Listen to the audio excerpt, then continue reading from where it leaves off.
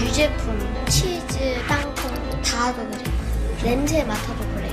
죽을 것 같고 막 목이 엄청 한상은 이 안전핀 뽑고 이걸 꾹 눌러서 다리에 15초간 누르고 있어야 돼요.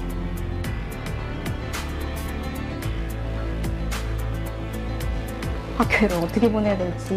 쇼크가 와서 얘가 쓰러지면 주사를 놔줄 사람이 없거든요. 옆 사람이 카페라떼를 쏟았어요. 그래서 얘는 그날 죽을 뻔했어요.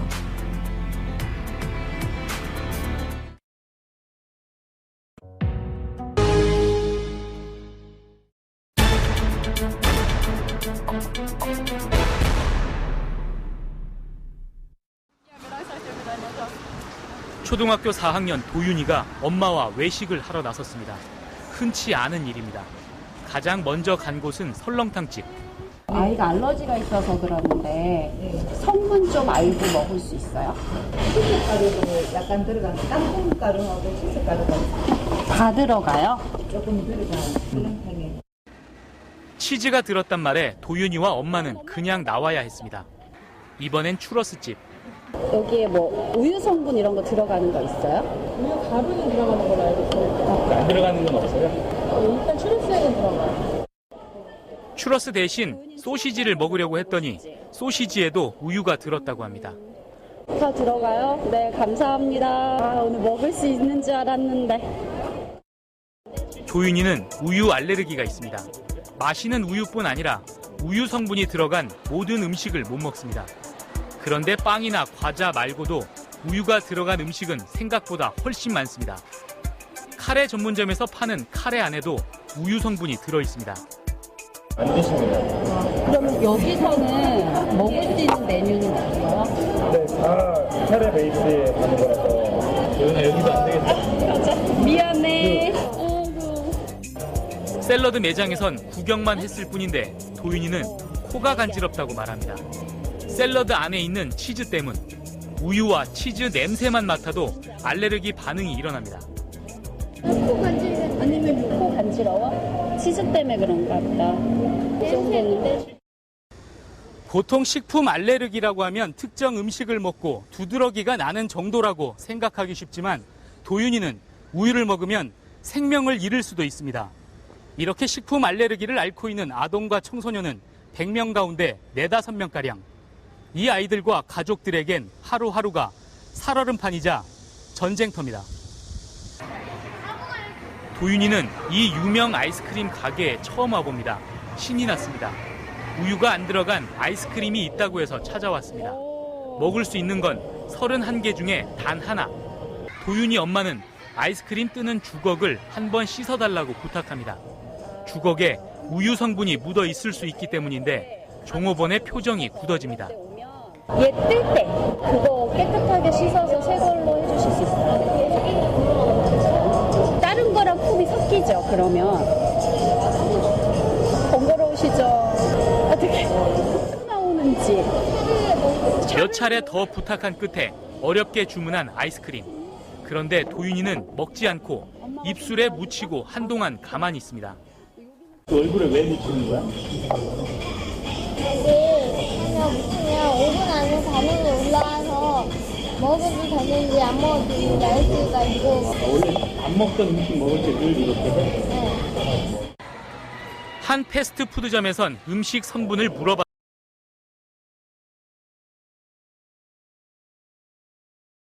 물어봤다가 면박을 당했습니다. 아, 빵에는 우유가 들어가요? 아, 성분을 확인할 수 있는 건 없고요, 지금 방법은.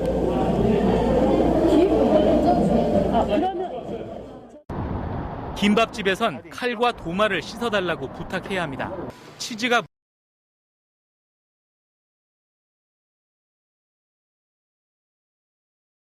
묻어 있으면 안 되기 때문입니다.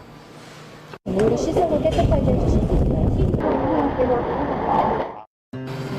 잘못 먹으면 생명이 위험해져 자세히 물을 수밖에 없지만 유별난 사람 취급받기 일쑤. 어린 도윤이에게 이런 상황은 늘 바늘방석입니다. 표정이 어땠어? 좀 짜증나고 까칠하고요. 그런 거 보면 어때? 그 전문 누나들한테도 미안하기도 하고 그런 눈으로 막 바라보는 것도 싫고.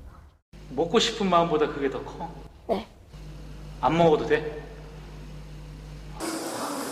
그래서 알레르기 환자 가족들은 대부분 집에서 밥을 해 먹거나 도시락을 싸서 다닙니다. 역시 쉬운 일이 아닙니다.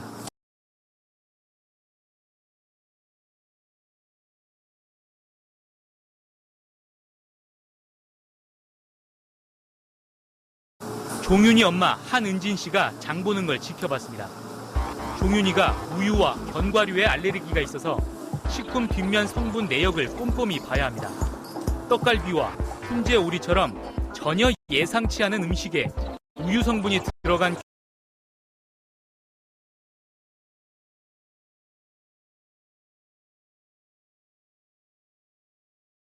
경우가 많아 늘 조마조마합니다. 일반적으로 소세지에 우유 들었다고 생각하세요? 안 하시죠? 그러니까 이제 그런 부분을 확인하기 위해서 보면은 이거는 우유가 안 들었고요. 이거는 우유가 들었거든요. 그나마 성분 표시가 돼 있으면 다행입니다. 이 프라이드 치킨엔 우유 성분이 들어가 있는데도 표시가 안 돼 있습니다. 우유가 들어가 있어요. 아, 들어가 있어요? 근데 여기는 표기가 안 돼 있는데. 아, 그래도 작은 양. 이거는 포기가 안 돼요? 이게 안 들어가요. 그래요? 그래서 이들에겐 한 끼 한 끼가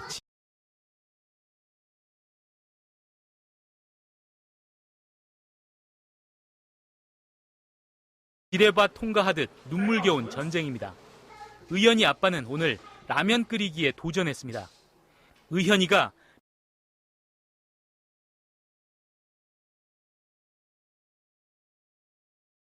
밀가루와 계란 알레르기 때문에 라면을 먹어본 적이 없어서 쌀로 라면을 만든 겁니다. 면을 젓가락에 돌돌 말아서 꼬불꼬불한 면발 흉내도 냈고 육수는 100% 사골 국물만 썼습니다. 예전에 한참 놀고 있었는데 친구가 엄마가 라면 끓였다고 빨리 오라 그래가지고 가버렸어요. 그 후에부터 라면 먹고 자기도 싶다고. 라면 해달라고. 우와! 먹어야지. 맛있다. 아, 맛있어? 라면 먹고 싶었어? 라면 말고 또 뭐 먹고 싶었어? 생선 먹고 싶어. 생선?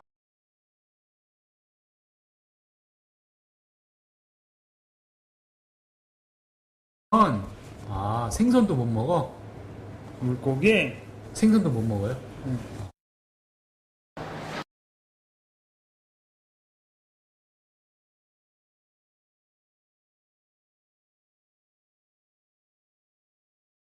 한 아이가 알레르기 증상이 있으면 동생이나 다른 가족들도 잘 먹지 못합니다. 제일 속상할 때는 이제 가족들이 다 같이 뭐 외식을 아예 안 갈 수는 없으니까 아이 도시락을 싸갖고 가는데 가족들은 맛있게 음식을 먹는데 시원이는 그냥 자기 싸운 거 다 식은 이런 거 먹을 때 그럴 때 좀 미안하기도 하고. 식품 알레르기는 특정 음식을 먹었을 때 몸에 과민 반응이 일어나는 걸 뜻합니다. 이런 사람들 몸속엔 IgE라는 항체가 있는데 이 IgE 항체가 특정 음식을 유해 물질로 판단해 과민 반응을 하는 겁니다. 우유와 계란, 콩과 밀 알레르기가 가장 흔하고 최근엔 땅콩과 견과류가 증가하고 있습니다. 두드러기가 나거나 혈관이 붓고 심한 경우 기도가 막혀 아나필락시스라는 알레르기 쇼크 증상이 올 수도 있습니다. 산소 공급이 먼저 안 되겠죠. 특히 혈압이 갑자기 떨어지면 그때는 혈류 공급이 안 되죠. 그래서 이제 아주 치명적으로 심장이나 머리, 뇌 이런 데에 손상을 유발할 수 있기 때문에 이게 위험한 겁니다. 우유 알레르기가 있는 9살 김찬희 군. 찬이는 3년 전 학교에서 급식으로 나온 카레를 먹고 쓰러져 뇌사 상태에 빠졌습니다. 카레에 우유가 들어있었던 것. 우유가 들어간 카레를 먹고 나서 몸이 막 입술이 가렵고 그러니까 담임교사한테 얘기를 했어요. 근데 담임교사가 그걸 알았으면은 좀 조치를 했어야지 되는데. 담임교사는 심각하게 보지 않았고 응급 조치할 시간을 놓쳤습니다. 결국 뇌사 상태로 1년 반 만에 찬이는 세상을 떠났습니다. 교사와 학교를 상대로 재판을 벌였지만 결국 학교보다 본인 책임이 크다며 재판에서도 졌습니다. 아이를 학교에 보냈는데 학교에서 책임을 지지 않고 학교에 보낸 부모의 책임이라고 그러고 학교에 간 아이의 책임이라고 그러고 그렇게 판단을 하는지 저는 지금도 이해할 수가 없어서 결국 부모가 24시간 아이를 감시해야 한다는 것. 그래서 알레르기 아동은 어린이집이나 유치원에 못 가는 경우가 대부분입니다. 알레르기가 있다고 급식이 따로 제공되는 것도 아니고 다른 아이들이 흘린 음식 때문에 심각한 상황이 올 수도 있습니다. 어린이집에 가는 연령대의 아이들은 많이 흘리고 먹잖아요. 우유 시간이 있고 뭐 우유를 쏟거나 이러면 쟤는 또 쇼크가 오기 때문에 5살 시연이 엄마는 올해 초 어린이집 설명회에서 딸에게 우유 알레르기가 있으니 조심해달라고 신신당부했는데 바로 그날 선생님이 요구르트를 먹이는 바람에 아이가 쇼크에 빠졌습니다. 갑자기 구토하다 기도에 걸렸나 봐요. 애가 갑자기 막 숨을 못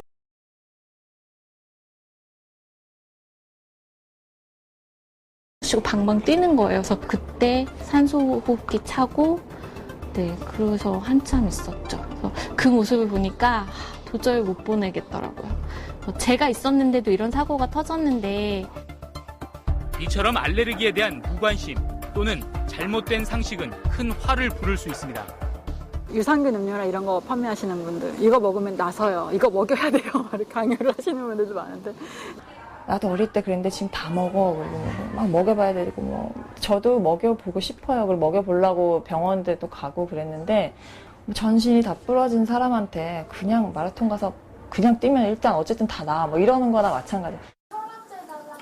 전문가들은 자신에겐 그저 맛있을 뿐인 음식이 누군가에겐 흉기가 될 수 있다는 점을 알아야 한다고 강조합니다.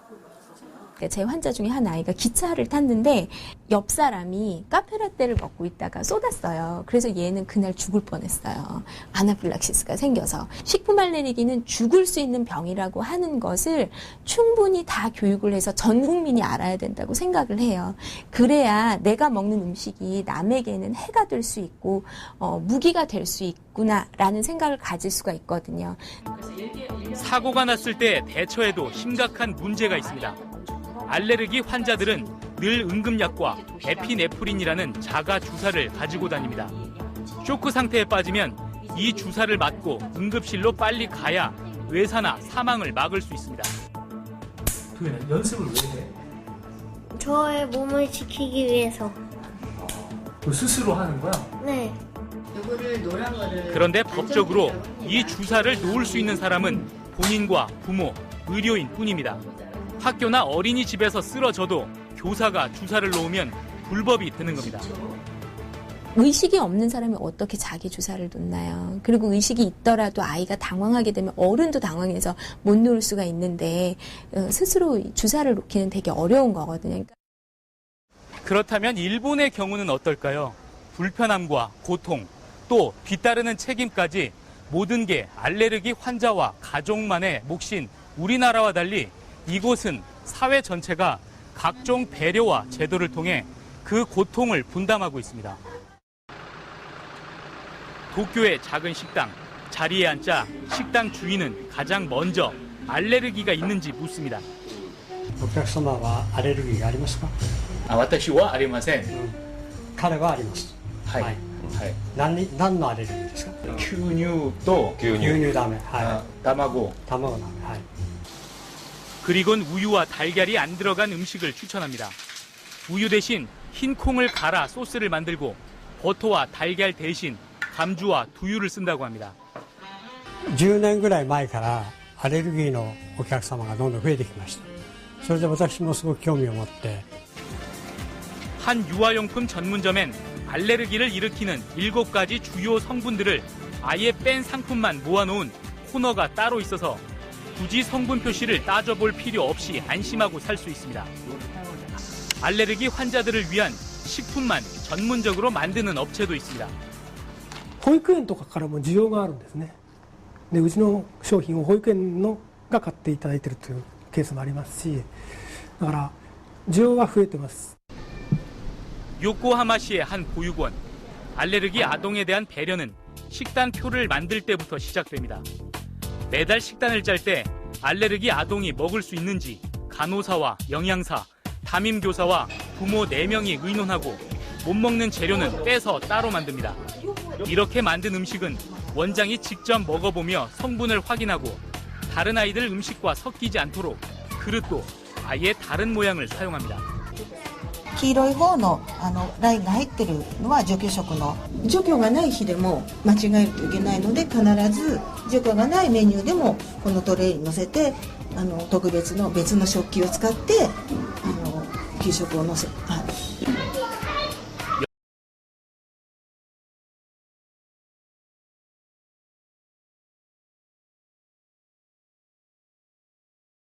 영양사와 담임교사가 전화로 음식 성분을 또다시 확인하고요.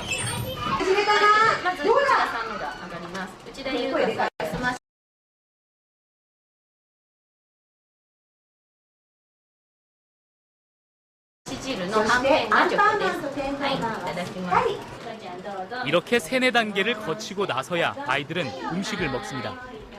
밥을 먹을 때도 알레르기 아동들은 따로 앉고 식사가 끝날 때까지 전담교사 1명이 알레르기 아동 2명을 관찰합니다. 그렇게까지 해야 되나요? 子供の命に関わることですから子供の命を守ることが私たちの一番大事な役割です。 이렇게 해도 사고가 날 수 있다며 사무실엔 아이들 응급약을 보관합니다. 에피네프린 자가 주사도 우리나라와 달리 모든 교사들이 놓을 수 있습니다. 에피네프린을 주사하는 건 의료 행위라기보다 긴급 구조 행위인 만큼 교사들도 주사를 놓을 수 있다고 일본 정부가 판단을 내린 겁니다. 命に関わるので、例えばそのエピペンができなくて救急車を呼んでると、時間のロス、病院に着くまでの時間のロスの間にそのお子さんがもっと重症化して 보육원뿐 아니라 일본의 모든 학교에는 이미 10년 전부터 알레르기 아동의 급식부터 사고 대처 방법까지 담긴 정부의 대응 매뉴얼이 마련돼 있습니다. 学校の責任がありますから当然本人にも自覚しておかなくちゃいけないことだけどもこれは国を挙げて取らなければならない対応であってはいけないことだというふうに思っているわけですよ. 알레르기 아동들의 고통과 불편을 개인의 문제가 아니라 사회 전체의 책임이라고 생각하는 겁니다. 모든 게 다 엄마 책임이라는 느낌을 받았었어요. 엄마가 관리해야 하는 거다 하는 느낌을 한국에서 가졌었다면 일본에 갔을 때는 나 말고도 너무 여러 사람들이 우리 아이의 상태를 알고 있고 그거를 관리하고 통제하고 있고 관심을 갖고 있다는 느낌이 들었어요. 음식을 잘못 먹는 것만으로 냄새를 맡거나 몸에 묻는 것만으로도 목숨을 위협받는 사람들. 이들은 매일 아슬아슬한 전쟁터에 나가는 심정으로 집 밖을 나서고 사람들은 무심히 알아서 조심하라고 말하곤 합니다. 또 다른 차원에서의 안전한 사회. 어쩌면 이들의 일상을 나와 내 가족의 일처럼 이해하는 데서 시작하는 걸지도 모릅니다.